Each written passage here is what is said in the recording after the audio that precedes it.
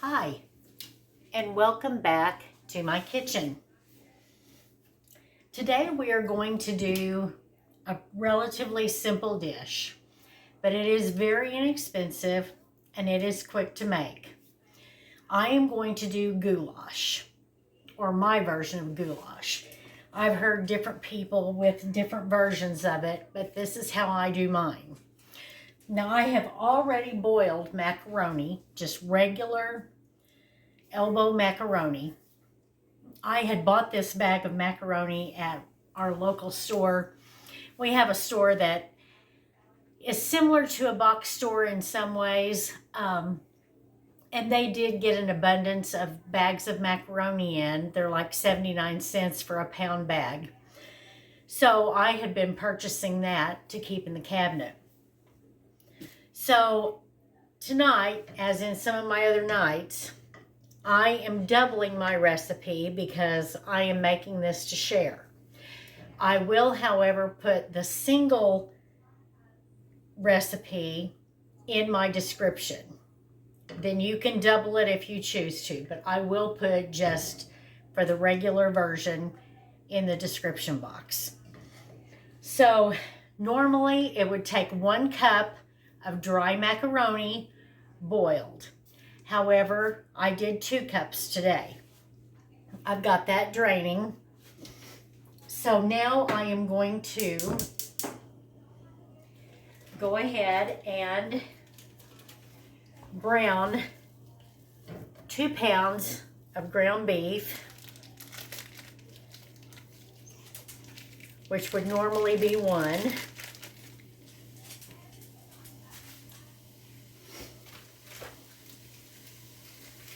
This is some of our beef that we had purchased in bulk for the freezer, but we are almost out now, so I will have to be, if we don't buy any more beef in bulk, I will be watching the grocery store ads for hamburger on sale. We do use a lot of hamburger.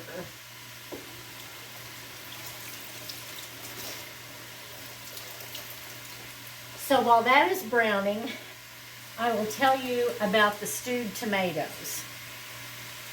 Used to, I would make the goulash with just regular store-bought tomatoes or my regular home canned tomatoes. But in this case, last year when I had a lot of tomatoes, a friend of mine, Kim, her name is Kim also, she had been canning store-bought tomato, or she had been canning her own homegrown tomatoes. And she said, you need to try canning some stewed tomatoes. So this past year, that is exactly what I did. And I did several batches of home canned stewed tomatoes. Now these have celery and onions and the tomatoes in them. So then and I think I did put a little bit of peppers in mine because I had quite a few peppers this past year in the garden. So I think I added a few peppers in there as well. Now you can buy store-bought stewed tomatoes. They're relatively inexpensive in your box stores. These are quart jars. So a quart jar would be the equivalent of 32 ounces. So I will put that also in my description and say 1 quart jar is the equivalent of 32 ounces. So if you buy a can of them in the store, you know to get a 32 ounce can. Once again though, I am doubling since I'm sharing tonight. So this hamburger is going to take just a little bit here to finish browning.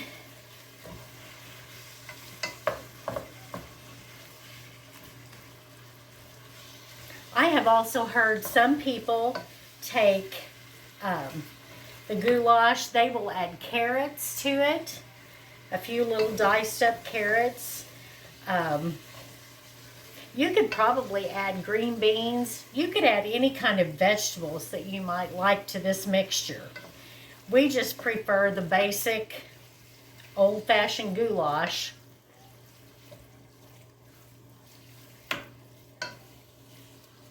So I'm going to let this continue to brown, and I will be right back and we will finish up assembling this.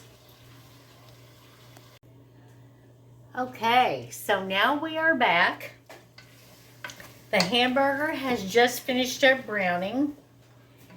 So I am going to run some hot water over here in the sink.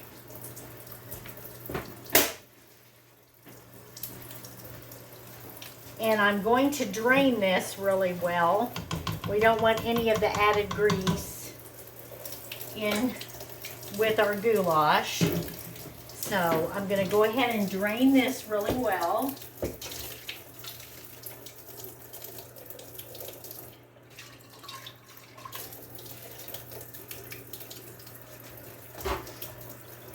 Make sure to rinse it off.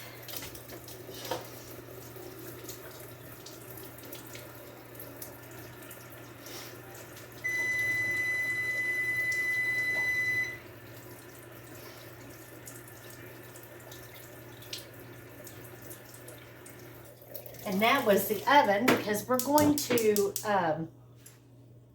fix some garlic bread on the cheap here to go with this. So there is my hamburger now back in. And now I'm going to add my macaroni that I had cooked. We're going to add that back in.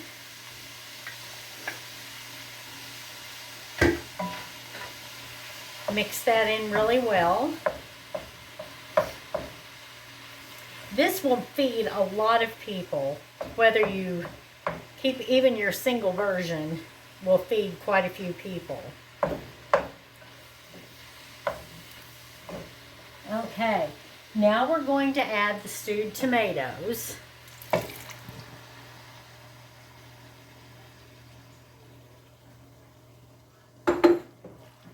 Just one jar.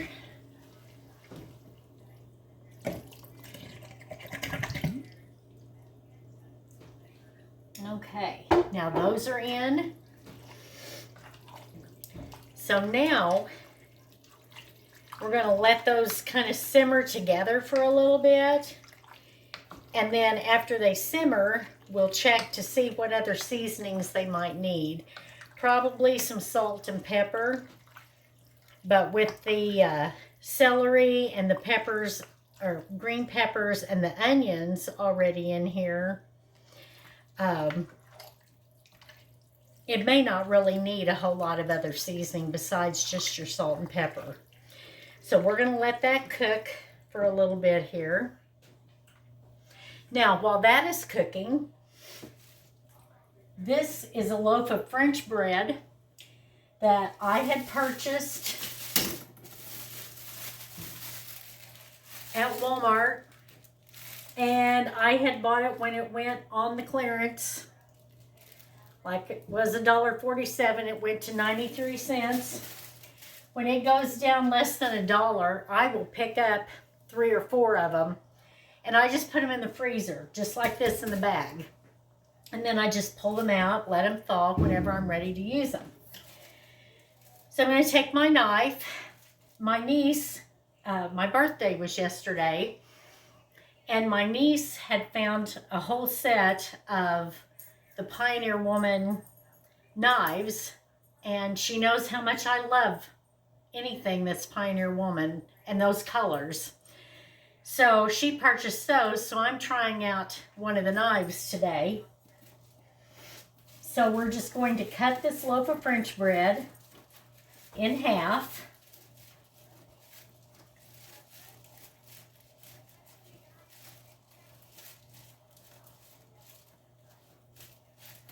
And I have taken about 3/4 of a stick of butter, and I have it in a bowl here.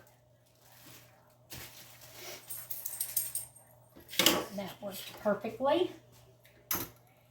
So I've taken 3/4 of a stick of butter and just put it out in this bowl just to kind of smash it a little bit. Now, one of the herbs that I love to grow in the summer is basil. And then I dry it, hang it up in the closets in a paper sack, and I let it dry, and then I scrape it off the leaves, crumble it up, and I keep it in little jars so that I have some fresh dried basil all winter long and until my next batch arrives. So I just take a handful of it here and just kind of crumble it on top of that butter. And I'm going to add a little bit of garlic powder as well. So this is how you can take an inexpensive loaf of French bread and make it into your own garlic bread. So then I'm just going to take my fork and I'm going to start working the herbs and the garlic powder into the butter.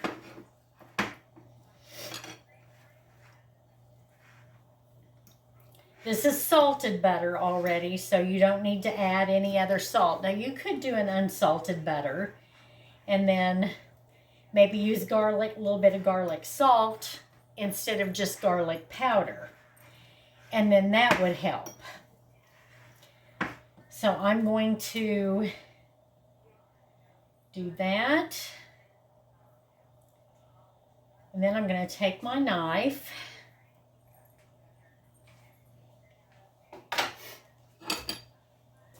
and I'm going to go ahead and take some of the butter and I'm going to start spreading it on the half loaves of bread. You don't need a super thick coating on here, just enough to coat all of it. I wasn't sure how much I would need to do this, so I'm just kind of winging this part. And then we'll go ahead and get the other half buttered here while the goulash is still cooking.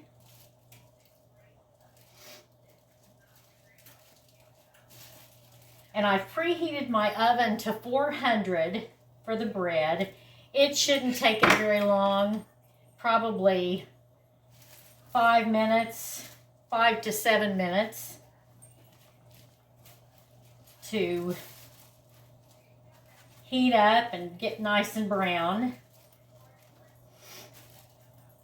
But the basil, and especially the fresh basil, if you like herbs and you like to grow herbs, that is one that I highly recommend growing. It's just a very versatile one. You can use it in so many things. And I do fix a lot of Italian dishes here.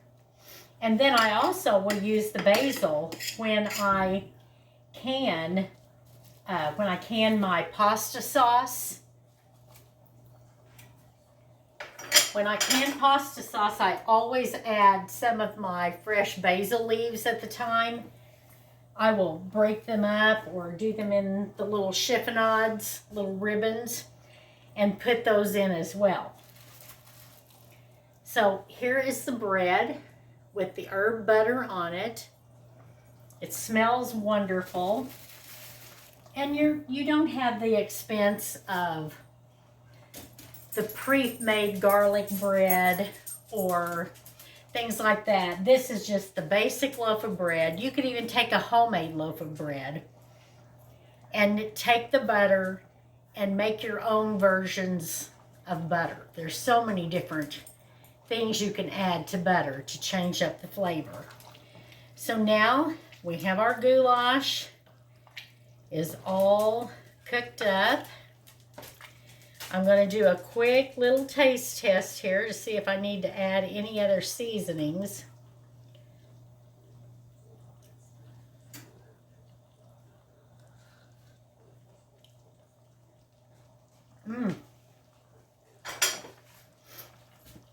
Okay, yes, it does need a little salt.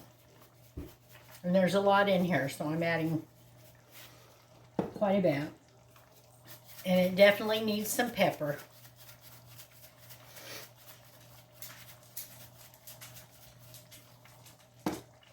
So that is finished. I will stir that in together. Let me get another spoon here.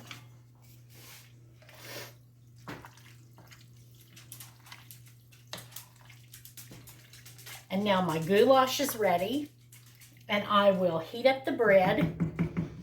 And when I come back, I will show you some of the goulash and what the bread looks like. And then we will go from there. I'll see you then. So now we are back in the kitchen. I have ladled out from my goulash, and there's my bread. And then this is what the final product looks like. Now I am going to add just a little bit of a sprinkling of Parmesan cheese on the top. And there you have it. Your goulash and homemade garlic bread. Very cost efficient, very tasty, very filling. A great recipe to keep in your little arsenal of recipes to have. And as always, I hope you have a great day, and like and subscribe, and I will see you the next time. Thanks. Bye.